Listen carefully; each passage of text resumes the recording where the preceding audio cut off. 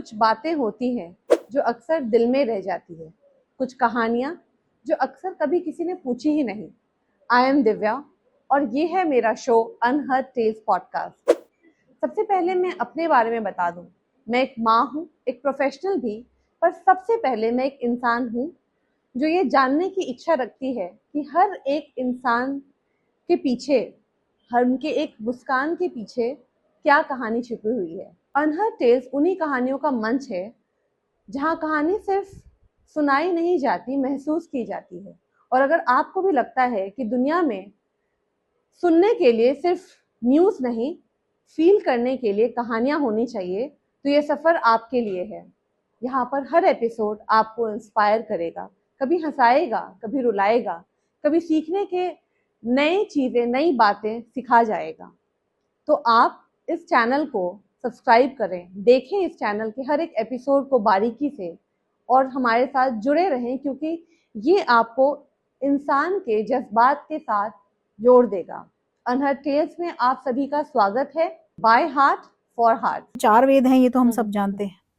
तो 4 वेद हैं और 4 वेदों के बाद जो एक उसका एक फ्रेमवर्क एक शुरू होता है, तो उसके अंदर जैसे हमारे यहाँ कहा जाता है कि 14 विद्याएं हैं या 14 डिसिप्लिन्स हैं, और जिसके अंदर जैसे आज के समय हम साइंस, मैथ्स, इस तरह से सोशियोलॉजी इस तरह से लेते हैं, उस प्रकार से स्ट्रीम्स बेसिकली, तो डिसिप्लिन्स जिन्हें कहते हैं, जैसे कॉलेज में बोलते हैं आप कौन से डिसिप्लिन में हो, या 11th-12th में बोलते हैं वे 3 डिसिप्लिन्स हैं।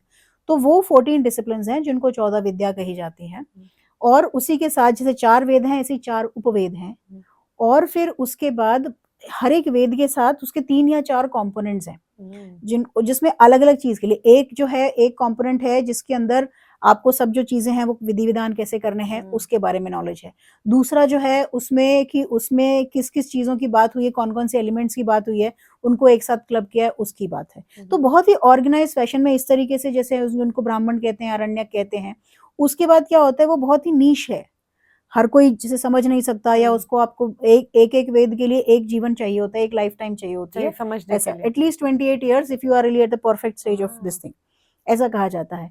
तो उस दृष्टि से वो वेदों के बाद जो है वो सब नहीं समझ में आते, तो उसका जो सार है, उसका जो उसके अंदर जो भी नॉलेज जो निहित है, जिसको आज की डेट में हम लोग एंशिएंट विजडम एक बड़ा शब्द यूज करते हैं, तो वो अब मैं और इसके बारे में डेफिनेटली बात करना चाहूंगी, बिकॉज इसी वजह से आईकेएस को वापस लाने का ये प्रयास करना पड़ रहा है, क्योंकि इसको एंशिएंट मान के हमने छोड़ दिया है। तो उसके बाद जो है उनको उपनिषद कहते हैं। तो आपने उपनिषदों का नाम सुना होगा, जैसे कठोपनिषद जिसमें नचिकेता की स्टोरी के बारे में हम लोग बात करते हैं, ध्रुव की स्टोरी के बारे में हम लोग बात करते हैं, तो वो उपनिषद है। दैट मीन्स जो वेदों के अंदर जो बताया गया है उसमें से उसको निकाल के सरल रूप में वो भी संस्कृत में, but that is like one level easier, और वो स्पेसिफिक प्रॉब्लम एरियाज पे फोकस करती हैं। तो इस तरह से उपनिषद हैं। उपनिषद के साथ या उसके बाद या उसी के साथ साथ जो है फिर हमारे जैसे एक श्रुति होती है और एक स्मृति होती है। तो जैसे आपने मनुस्मृति का आजकल नाम सुना होगा, बड़ी कंट्रोवर्शियल हो रही है। और just a foot note here, मतलब लोग कहते हैं कि उसे लोग जला देते हैं और वो बड़ी मतलब पेट्रियार्किकल है और बहुत ही बेकार है और ऐसा वैसा है। और जबकि उसमें आपको पता है कि सबसे ज्यादा जो स्त्रियों के लिए नॉर्म्स उनको प्रोटेक्ट करने के लिए और उनके बारे में बताए गए हैं, वो सबसे ज्यादा मनुस्मृति में बताए गए हैं। तो चाहे तो फॉर एग्जाम्पल एक आजकल का एक बहुत बड़ा डेविल है जिसको हम रेप कल्चर या रेप कहते हैं, उसके अंदर मॉडर्न टाइम के अंदर, और ये पूरा वेस्टर्न एक इन्फ्लुएंस हमारे ऊपर आया है कि उसके लिए जो विक्टिमाइज किया जाता है वो लड़की को किया जाता है।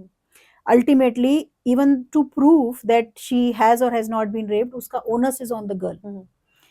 उसके अगेंस्ट व्हाट मनुस्मृति सेज कि यदि ऐसा हुआ भी है, जिसके लिए बलात्कार जो शब्द है वो भी थोड़ा सा अपभ्रंश शब्द है, तो वो अगर यदि होता भी है तो एक मेंस्ट्रुएशन साइकिल बीतने के बाद शी बिकम्स बेसिकली उसका वो रिबूट हो जाती है।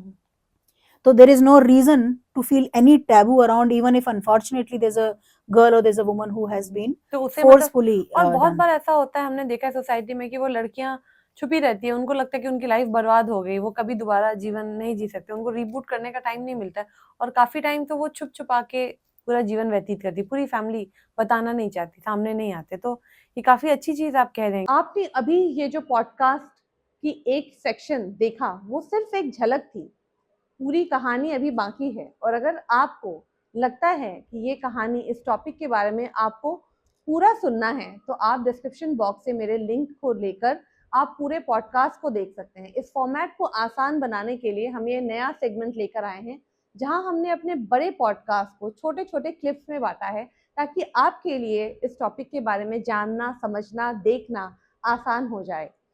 तो इस पॉडकास्ट को देखिए, शेयर कीजिए, क्योंकि इन कहानियों से शायद कोई ना कोई दूर बैठा इंस्पायर ज़रूर होगा।